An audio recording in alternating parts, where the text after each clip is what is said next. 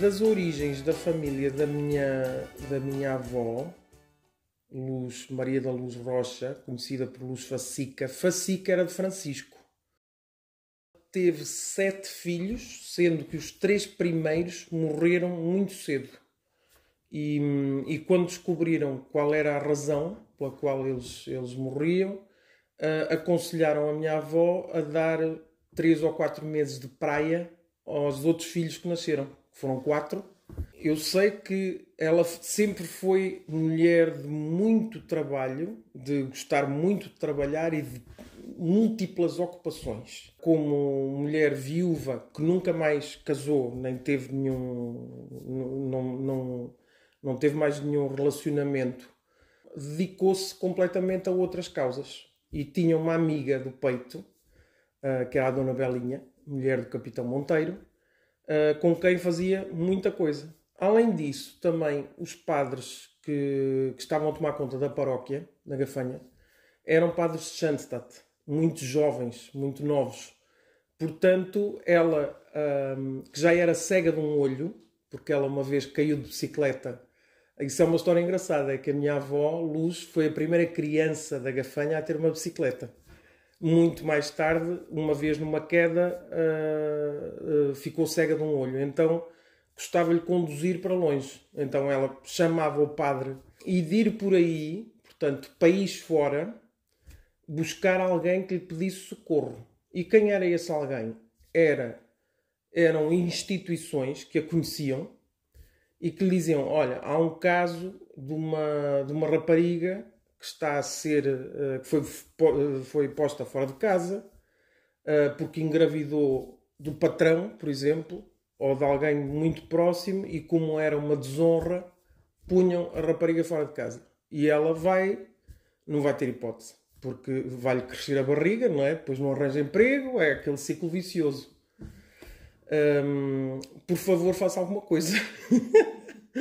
E eu sei que tanto a minha avó como a Dona Belinha iam buscar estas raparigas. Estas raparigas que depois eram colocadas em lares próprios para as receberem. Portanto, estamos a falar nos anos 40, 50. A Dona Belinha e a minha avó foram vendo que esses lares eram piores que uma prisão. Começavam logo por retirar a criança à mãe.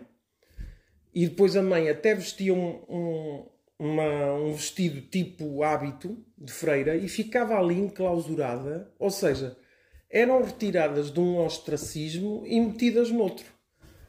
E apesar de elas estarem a fazer este trabalho de bombeiras, não é? Serviço, e de estarem a colocar estas moças nestes sítios, ficavam escandalizadas com esse tipo de tratamento. E disseram: nós temos que encontrar uma coisa que não seja assim. Só que não encontraram. Portanto, a origem da obra da Providência tem a ver com isso.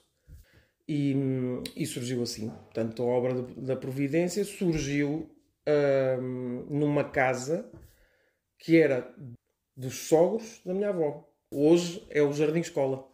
Mas a ideia era dar uma certa autonomia, independência e acolhimento ao mesmo tempo a estas moças. Esta abertura de espírito da minha avó, de espírito e de tudo, e de ser muito à frente do seu tempo, que não seja confundida com algo de não tradicionalismo ou de promiscuidade, nada disso. Nada disso. Pelo contrário, a minha avó era extremamente cumpridora de todos os mandamentos da igreja e de tudo quanto era ordem moral e ética.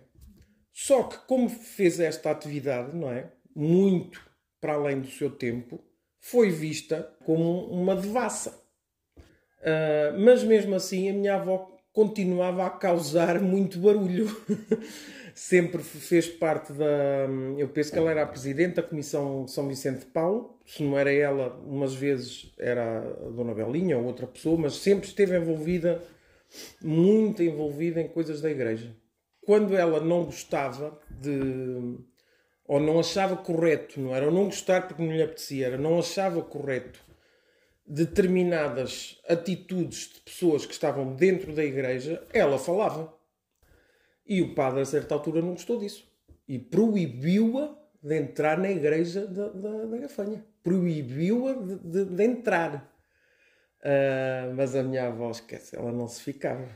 Lembro-me dela dizer, não, que eu vou ver os horários das missas, ver onde é que ele não está e vou a essa missa.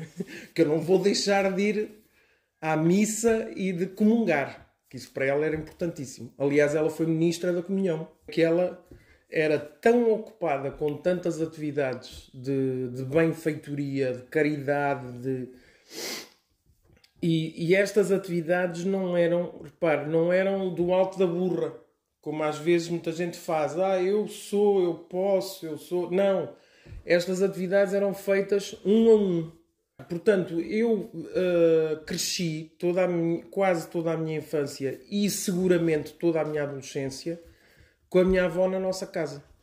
E eu lembro-me mas muitas vezes por semana, pessoas irem procurá-la lá à casa e lembro-me da minha avó as atender de forma muito personificada e dizer, a gente tem que dar a cana, não é o peixe. Ela via o potencial da pessoa e a partir daí então tentava ajudar. Mulher doente, mulher para sempre. É uma coisa por demais, porque ela sempre foi doente. Sempre, desde pequenina. E por isso procurou tratamentos e curas e alternativas e tratava-se ela própria. Porque ela tratava-se super bem, com ervas, com alimentos, tinha uma alimentação super rígida. Precisamente porque era muito doente.